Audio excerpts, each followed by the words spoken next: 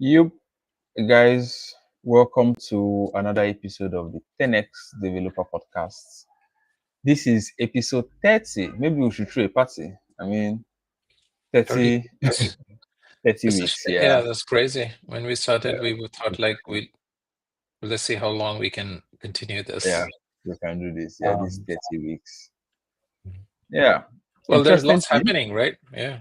Yeah, a lot has been happening, even though this week seemed a little bit dry. But then I Mhm. just quickly remember that I saw this news where a company launched a robot called Neo that can help you do your house chores. I don't know if you saw Yeah, the yeah, news. yeah. So Yeah. saw that too. I'm desperate to buy one. Yeah. Um, You're trying to buy one? I will. I mean, once not the. I'm usually um. It depends. Sometimes I don't buy the version 1. I usually wait for version 2, knowing Oh, knowing how software works. Version one yeah. one is always a crappy one, but Yeah. I I'm mean, sure. I mean, it's haven't shipped yet though. They're just saying no, pre-orders, no. isn't it? Yeah. Yeah. It's just pre-orders for now. And then I think Mm.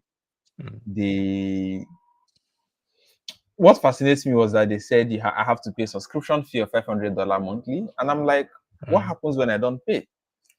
Mm. All right. What That's happens a when I good don't pay? question. Good question. Good question. What Oh, happens when this I don't reminds pay the me. This subscription? reminds me of a crazy Black Mirror episode that I saw Mm, where they so as you almost this robot you don't pay, robot stops working. It's not a big deal, right? But yeah. that episode was about crazy how subscription model could be crazy, right? If you embed the chip in your brain. Like the Yeah. episode was that female was having some issues, brain issues, and they said, "Hey, we have a Yeah. fix for you. All we have to do is that put a chip in your brain, and that will take Yeah. care of the problem. But the problem is you have to pay subscription for that." Okay. And then the chip is to work with the networks. If you're out of network or if you don't upgrade, they started throwing ads. It's just wild to imagine. She'd be talking to conversation, say, by the way, you can get a discount for 20% if you buy this. And Wow. people will be like, what's happening? No, then the company says, sorry, since you are in the lower subscription range, you have to run ads. So she was like an ad generating machine. So it's just wild that that what can happen with this sort of subscription model. But Wow. I Yeah. like this. This is the type of innovation I want, because I really, when I was thinking about super intelligence, I was thinking about, okay, someone that can do my dishes, do my chores, not Yeah. do programming, because I enjoy writing code. I want to write Yeah. my code. I don't want anyone to write my, you know what I mean? So Yeah. anyway, I so mean, should we jump in? yeah, yeah. I mean, one Okay. very important thing that happened over the past 1 week is the GitHub Mm, universe. I always mm. enjoy it because we have like people like Roots. I don't know if you remember Roots. She worked with Yeah, us when we were doing open source stuff. right, Yeah. right, So right. we have She like was a there. couple of Nigerian. Yeah, we have a Mm, couple of Nigerians that GitHub um sponsor to the US, and then they come for yeah. the event, and then they have this GitHub star on the floor where they write names of people. And then I enjoyed Mm, going to look up on social media, see names of Nigerians, on their display, yeah, and then for these guys to go. Right. yeah, yeah. So sort of like an inspiring thing to see though. So For sure, it for sure. happened, and yeah, of course, like we always do, we always look out for AI updates. And Mm, then one of the interesting things that they did was to launch this GitHub Agent HQ, yeah. more like a unified coding agent. So Neil, you want Mm. to talk more about it? Yeah, yeah, sure. So yeah, so this is sort of interesting to see that they're diving into this, because I feel like they started to come up with their own sort of coding agent, but then evolved into saying, no, it's better off we open it up for everyone to kind of work together. So Yeah. this is what they're calling an HQ, sort of an open ecosystem where you can integrate all third-party coding agents. So imagine a place where you can go in. So instead of going back to your subscription idea, getting a subscription from OpenAI Codex, getting a subscription from Anthropic, getting subscription to Google and Grok. Imagine you go to one place and you find all these coding agents sort of be there, and you can use whenever you want them. So that becomes Wow. sort of what they're calling sort of a universal orchestration layer. So when I read that initially, I was thinking, why would I need this? Right? I mean, I was like, when I stick to sort of Sonnet or Claude code, I'm kind of comfortable with using that piece. Why should I be switching between Codex for this, Codex for that? Now, Yeah. obviously, going back to a little bit understanding that some of these models are evolving into be really good at one specific thing. So, for an example, imagine so imagine you having sort of Anthropic Claude. So imagine this, but this sort of makes sense to me. Imagine you have a bug or issue or a story that you want to solve. One way you can use this HQ, GitHub HQ, is that you can have a Claude because it's all available. You can have a Claude to do sort of planning because Claude Sonnet 4.5 is the best coding model out there. It's really good at planning, right? Figuring out how to solve that problem. Then you can have switch to Codex to do sort of general purpose code generation because Codex is coming up being a very good at that, right? Yeah. Then when the code is done, you can move to Jules, for an example, to write your deployment scripts. So imagine building a workflow like that where specific stage of your development is done by a different model. And that's totally possible now with this Agent HQ. Wow. Yeah. I think it was really interesting stuff. I read about it and I was like, oh wow. So that means remember when we had conversations around you know, knowing what model to use for what model is Right, going to do this for us. right, So I think this kind right. of like steps And in and and say, hey, and some people do that too, right? I mean, you do that when you do content generation, right? You yeah, use Gemini to do something, then you go to GPT to do other. yeah, So having an sort of orchestration layer, it becomes super easy to bounce between multiple models. yeah, yeah.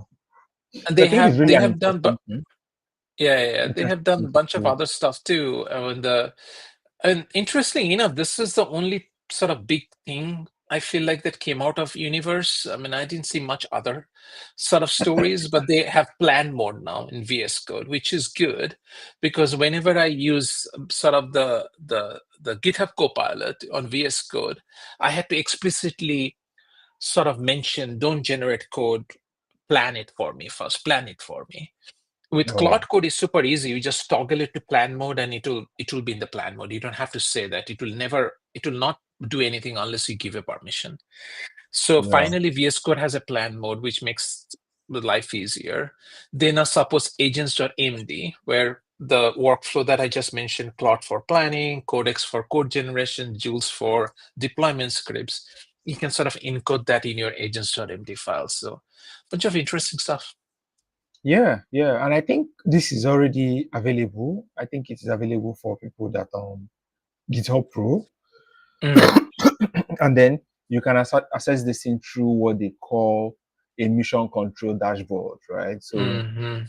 this sort of like a dashboard that lets you steer and review multiple coding agents across platforms, and then it logs where you basically control these things, right? So Mhm, and currently it supports OpenAI, Anthropic, Google, XAI, and cognition, right? mm. So these are some of the models that it supports currently. So and then yeah, I think this is really nice, and really really interesting.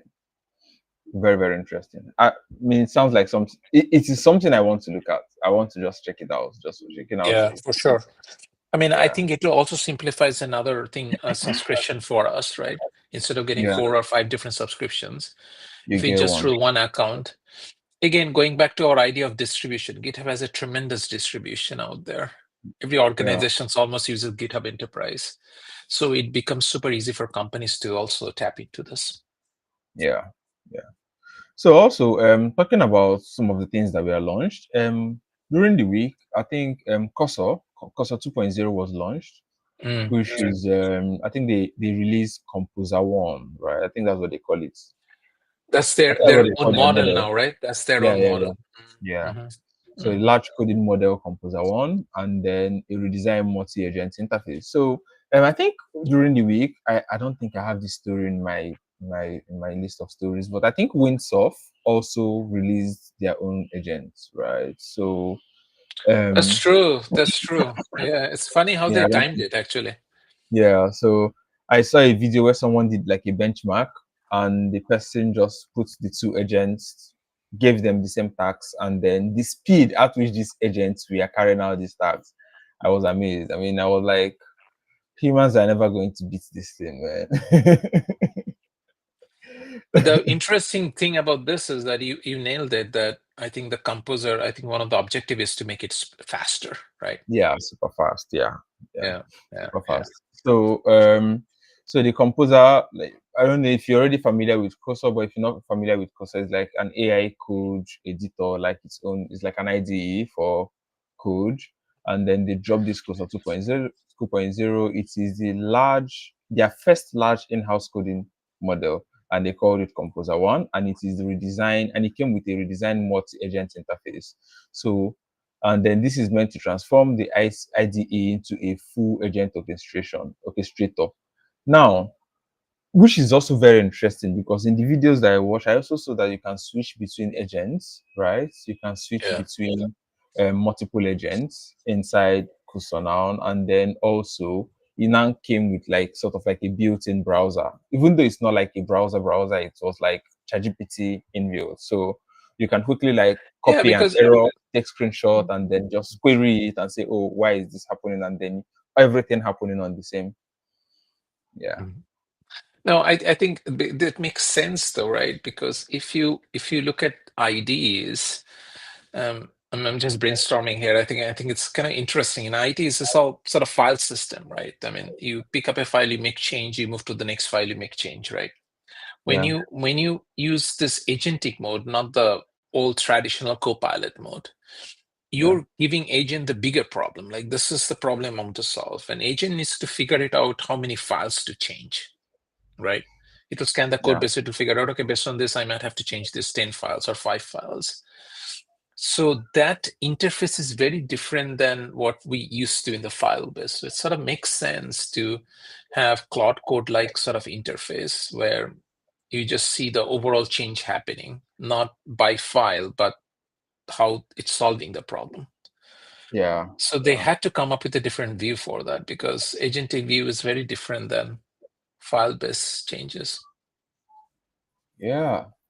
All right. I think we'll have a comment in the comment section. So someone say, "Hey, just joining. Crazy how GitHub turned VS Code into an AI-powered developer team." Yeah, I think that's what we are talking about. So GitHub basically like just brought in everything and brought in everyone and say, "You know what? Don't go anywhere. We'll give you everything. Just stay here." Right. So yeah, Yeah. that's what they did. I Right. mean, So yeah, they already had a support for models. Now, what they're saying is that you're now going to have a support of the coding agents that they provide. of the coordinators. Yeah. Yeah. All right. So Cursor 2.0, multiple agent interface, browser sandbox, huge speed up, like 4 times faster code generation. And then of course safe environment and workflow integration. You can still like bring in like your other platforms into the Cursor 2.0. Right. So yeah, I think it's an interesting one. An interesting, yeah. Yeah. I mean, I just wonder what base model they have used. It could be interesting. I'm assuming they took some open source model and they fine tuned it or retrained it. Be interesting. They're probably not going to mention that, but anyway, so no, speaking of that, I mean, I do feel like there is a huge uptick on open source model usage. I think Yeah. the Alibaba's QWEN Queen, Quinn, yeah, yeah, Queen Quinn is model. becoming like the go-to model for lots of this. It's fast. It's sort of easy to get around this. I mean, lots of companies use them now. Oh wow. Um, that's something I'm considering too. I mean, this is why not, right? They are at par, and there are lots of new techniques now to optimize your prompting without heavy retraining. So there were lots of interesting alternative solutions. Maybe we should just do an episode on open source models and how to use them. That might be interesting. Anyway, the next step I have Yeah. is OpenAI released they released a new pilot GPT-5-powered code security tool. I mean, one thing about AI doing code generation is great. Another thing is obviously the threat, right? The Yeah. study shows that most of the code generated by AI has lots of security issues, right? I mean, and not to mention prompt injections and all that crazy stuff that we talk about. So Yeah. we know that this is the exciting space, and lots of interesting tools gonna come up. So OpenAI released a new tool called Aardvark, Aardvark, Aardvark, maybe. Correct us if I'm sure I'm saying it wrong. What's the right way to say it?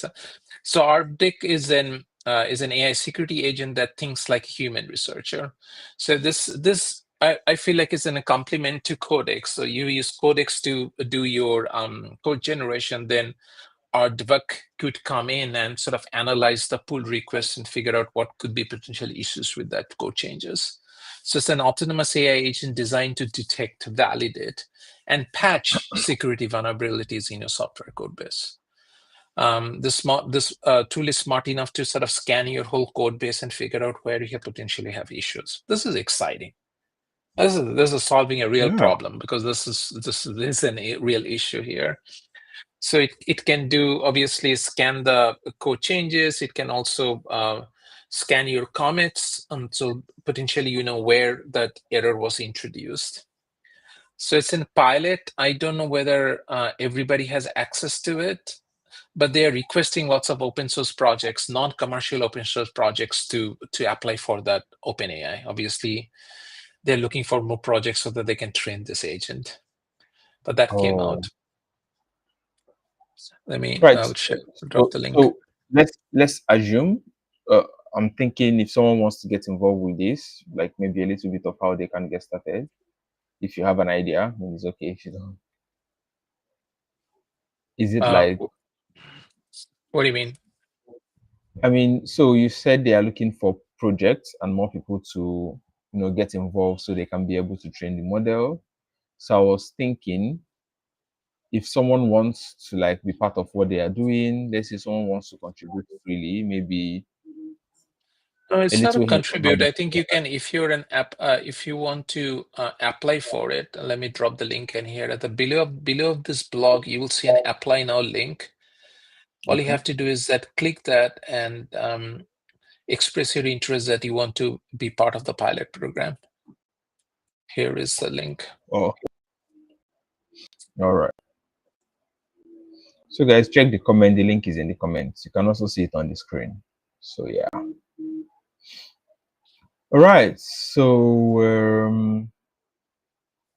the next story I have here, I don't think nothing much happened. So the next story I have here is also from JetBrains. So they call this DPAI DeepAI Arena, right? So they Mhm. said it is a developer productivity AI arena. So it's like a benchmark platform, right? Designed to measure productivity gains from AI assisted coding tools, right? Mm, mm, So, everybody claims that they are 10x faster, right? And that they are correct. the best, they are the better, right? This guy is saying, oh, don't tell us. Let the people using this thing come and tell us if it's 10x faster, right? So, Yeah. so it has like multi-track architecture, so you can. I mean, it's sort of like an open source project, and it's like where you as a developer can go and commit.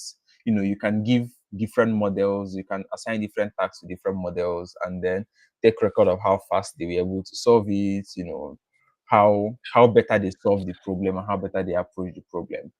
And then, Mm, of course, multi-language framework is vendor neutral and open to contribution across language frameworks, developer workflows. So, and then also, I think people can also bring in people that also have frameworks, right? Like yeah. React, Angular, and the rest of them. I think you can also bring in your framework Yeah. and then sort of like um use I mean, the AI, use an AI model on your framework and sort of like benchmark it on how it performs on your framework, something like that, right? So and then yeah, I you mean, can I bring in think fundamentally it has to have, so you guys have to have a baseline, right, somewhere. yeah, So your organization baseline could be, okay, every week we do this.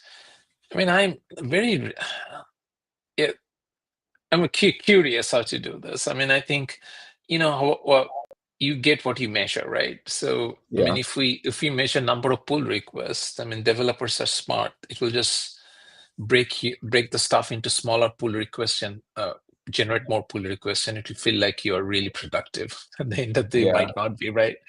Um, so I'm kind of curious. I know there is lots of tools. I encountered, at least when I was scanning through all the potential news that you'll cover. I saw a bunch of companies building sort of productivity tools.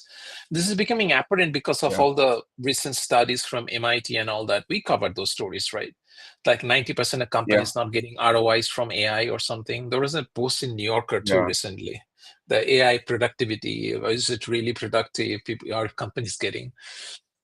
So it's good, right? We're finally measuring. I'm just curious that what's this measurement going to look like? Is it because every company is going to have a very definition of this, right? It's not number of code changes. This could be, I don't know, how fast you pushing features, how fast you're getting, how much. At the end of the day, you're a business, right? How much money you're making is probably the best metrics.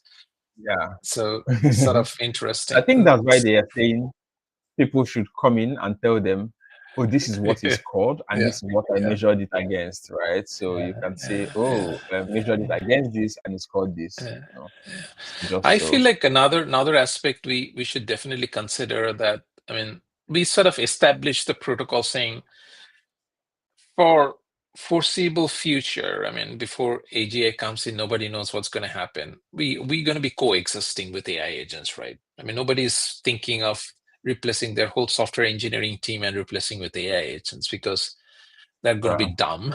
That's not smart thing to do. But Yeah, having developers and agents working together is probably the going to be the norm.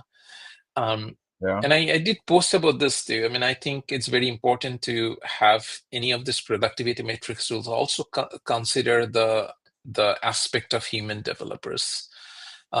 yeah, The burns out. I mean, how many times is doing code review? Code reviews are exhausting. Lots of yeah, people don't understand that. Reading code and analyzing it from different angles, it takes lots of brain cycles. And yeah, we have we have token limits. Every day our brain has some sort of token limits, mhm, right? Just because yeah, this agents can produce 100 pull requests necessarily doesn't mean we can review 100. So I'm very interested to how some of this productivity platforms sort of look into that aspect, that we definitely don't want to burn out our engineers. Even though this AI agents can produce hundreds of pull requests, necessarily doesn't mean that's a good idea. So yeah, yeah. So I guess that's why they are doing this, and they're even willing to offer this project to Linux Foundation, so they can make mm, it fully open source, and then in a way that everybody can get involved. that might kill bunch of startups, because I know lots of startups working on this. But that's cool. I know our one thing, big organization, everybody likes. You gotta measure this, how this things work. So um, Yeah. you talked about cursor. When looking at we should talk about some exciting stuff. So obviously, let's talk about this a little bit. That the Amazon had a major layoff Oh last week. yeah. Yeah, the huge 14,000 corporate. That's just one of the biggest, I feel like. Now, obviously I don't know the main reason behind this, but one of the reason they gave is the efficiency gain they're getting from AI. Um, and Hmm. they've released, so layoff begin at October. Yeah, it's a 14,000 is a big number, right? I think it's a Yeah, huge that's a big number. number. Mostly affected middle-level managers and software engineers.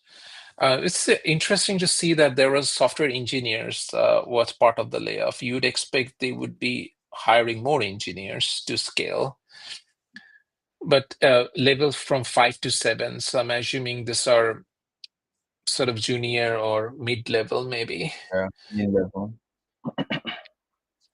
So we Yeah, I might think see this trend though, right? We might see some of the news coming up like this. a friend of mine got employed into Amazon last week, and then when I mean, he lives in the US. We went to school Okay. together, so Okay. yeah, he lives in the US. When I congratulated him, he told me, "Oh yeah, now my problem is now being laid off. So every year I'm not going to be scared of the Amazon yearly annual layoffs. So that's my biggest problem right now, because they just basically just hired him, and then the same week they hired him, they laid off like 14,000 people, right? Mm. So So what kind of is it a it's software sort of engineer? like Is your friend a software engineer who got hired? he's an accountant. He's an Accountant. Okay. accountant. Okay. Okay. Okay. Okay. Yeah, Yeah, so the he's an the claim is the accountant. reduce layer and increase ownership and realize efficiency gain. Anyway, so there is a shift happening in sort of corporate structure. So this is something to I don't want to make any predictions right now, but there are going to be Yeah, there is lots of shifts happening. I think it might be interesting to see that AI might flatten the organizational structure going forward, right? You I mean, we talked about this too, right? And one person can achieve more with lots of this AI agents and efficiency. That means now instead of managing 100 people, maybe you can get a similar type of, if you, I'm just making numbers up here, maybe with 20 people. Then since you're yeah, reducing this number, that means number of middle managers is also not required that much, right? Because the way organizational yeah. structure was is that if you have 10 people, for every 10 people there will be a manager, then every 10 manager there will be another manager, every 10 senior manager there will be another uber sort of manager, right? Now Oh, as from the yeah. bottom level, as the number shrinks, that means we're going to need less number of middle managers, that means we're going to need less number of the senior managers. So you're going to slowly see that hierarchy sort of flattening out a little bit. um, so this is sort of will be very interesting to watch this sort of trend evolve. And it Yeah, I sucks mean, to get laid off. I no, mean, no, obviously. I mean, before AI, we've seen layoffs. I mean, we saw, was it 5,000? That was a year that Meta, you know, Amazon self still laid off like about 3,000 people. I I think think there this was was like always been 2021. lays off. Yeah, Yeah, this kind of annual yeah, cleaning. there's always this As annual for, layoff yeah, from the I mean, big it was guys. So, purely based on performance, but this doesn't feel like it's a performance based layoff. It's very strategic. I mean, Which was the funny change is because in the also kind of just like you said. same week they had a AWS outage. So Yeah, I remember Elon Musk making it very funny. Oh, yeah. AI is writing all the code. Oh, yeah. Um, All right. So I think the other news I have here are just wordy mentions, the things that happened over the week. So mhm. the first wordy mention is that Sora is now open for US, Canada, Japan, and South Korea. So you don't need to be on the wait list. It has been lifted temporarily. So you just need to like, Oh, nice. I gotta sign up. yeah. So This is the Sora 2, right? yeah, Sora too. Yeah, you know, it is lifted temporarily. Okay, no, just for a limited time. So yeah, if you're in any of these countries, do check it out, right? So the other word you mentioned is that company knowledge in ChatGPT by OpenAI. So sort of like their enterprise data integration. So they have launched this new feature called company knowledge. Mm, Only business ChatGPT, right? So this enable platforms to connect to internal enterprise system and consolidate data from multiple sources, Slack, GitHub, Google Drive, anywhere.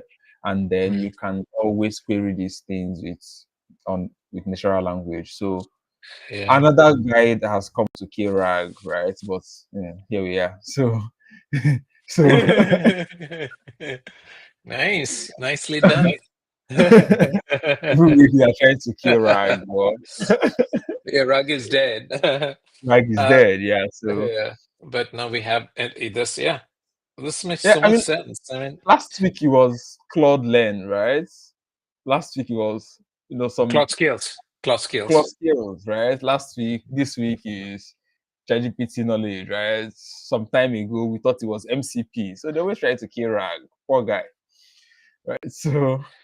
Um, so yeah, if you are on This is a enterprise this is a solution, you very want this is a very interesting move, right? I mean, this is clearly shows a direction that Chat GPT, the OpenAI is going into is B2B. yeah, Yeah, they're targeting all the B2B businesses. But this is going to enterprise search, right? Yeah, yeah, intranet sort of application. So yeah, there are so many startups out there yeah, that is going after this. yeah. Um, And I all right, think it's note. cool. It's going to help a lot of people. I mean, I spoke with a lawyer one time, a barrister. He told me that, do I know how many cases his law firm has been existing before he was born? Mm, It was probably existing before his own father was born, but mm, and mm, they've treated like a lot of cases, like a lot of cases. They've only moved the needle by making some of the case files digital. So they've scanned all the old papers, the ones that we're about to get, beaten by mites and all those things. So they've managed to scan some of them and then keep them digitally. But mm. then, um, you know, accessing those things are still very difficult. So he might have a new case and then he's wondering like, oh, have our law Oh, he firm is a huge problem. Oh yeah, yeah, you don't have to convince me. I mean, it's a huge problem. Not only accessing the case, knowing that there is something like this. yes, knowing that First he of all, you will exists. not even know. I mean, if you know, then you will search for it. I mean, Yeah, the the larger the enterprise, the longer the enterprise has been around, the more data they have. more data. And they have no idea how much time employees spend looking for stuff. Yeah, yeah, Uh, yeah, yeah, but all this sounds great if this sort of tool sort of delivers, right? I mean, we talked about yeah, context a lot, right? I mean, I've seen my personal experience. yeah. Um, it struggles to find Yeah. stuff, even though it has all the tools and stuff. So, but Oh, yeah, so you mean the AI? The AI still struggles to find stuff? yeah. I mean, Oh, I mentioned that in our stand-up on Friday, right? I mean, just yeah. my sheer frustration of using Claude with AWS is just nightmare. Even though I have an MCP server for AWS documentation plugged in. Oh, So yeah, anytime Claude needs an AWS, you can invoke the MCP server and get there. But then yeah, goes to MCP server using RAG. I mean, RAG is not dead yet, but RAG is super hard to implement too. It's not trivial. yeah, uh, because it's RAG. RAG is not a magical fix he does that you throw and magically solves the problem, right? RAG itself yeah. also needs to figure it out. It Hey, needs work. yeah, how do I do X, Y, and Z in AWS? I mean, that would require the RAG search, the lookup, the retrieval. Retrieval needs to be really rock solid, right? Yeah, So if you fetch in the wrong document to the Claude will assume wrong thing will get done. yeah. But every I mean, time I find the right documentation and put it in the Claude, it works beautifully. works very beautifully. Yeah. Yeah, I so mean, hopefully people are doing this. Hopefully people are solving these problems. I mean, I yeah, can imagine the hospitals, right? I can imagine a typical hospital, the kind of problems that they go through, lawyers, I can imagine, you know, mm, guys that basically keep records, they clerk in the courts, yeah, I mean, a lot of people will have this kind of issues. Even food, people that nutritionists, all those guys that work in food, they may have the yeah, same issues, right? Yeah, so I yeah. think it's a good one, and hopefully Rag is killed this time around, or maybe not. We'll see. We'll see. We'll see. That's sort of all I got though. I don't see any other news worth mentioning. Yeah, I mean that's all. Hopefully next week we'll have a lot of more better news. You guys should talk to the AI companies. They should do something exciting. Maybe they should give us AGI next week. Yeah, Yeah, maybe. they should give us something exciting. Yeah. All right. So thank you everyone for joining us on today's episode of 10x Developer Podcast. This is episode 30. Yeah. So thank you very much for always joining us live. We have about 5 or 6 people on live right now. And then I can see Harry saying RGB lights in the background looks awesome. Thank you. Right. Yeah, Mhm. I have another one in front of me. I don't have space to hang them or something.